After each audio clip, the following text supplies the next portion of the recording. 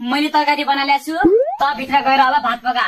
अनि त तल अम्बा पकाएको छ नि, जा त लिएर आइज। खाना पकाउँछु के बाबा? चुप, मलाई अटिरी गरेको मन पर्दैन।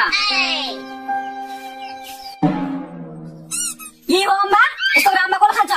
रुखो चढ्न सकिन कि त्यही भएर भुइँको टिपेर ल्याएको। बाबा हेर्नु न, भात त पाक्दै पाकेन। खोलिने देखा कसले सिकायो तँलाई यसरी भात पकाउन? मैले यसलाई सोधेको, यसले 1 गिलास चामल अनि 2 गिलास पानी हाल भने मैले त्यसै गरेँ। बाबा बरु खाना म पकाउँछु है। बरु अम्बा म टिपेर ल्याउँछु। तिमीहरूले के गर्न सक्दैनौ? त्यसो एकछिन। हो यस्तो पो अम्बा, ठिक छ।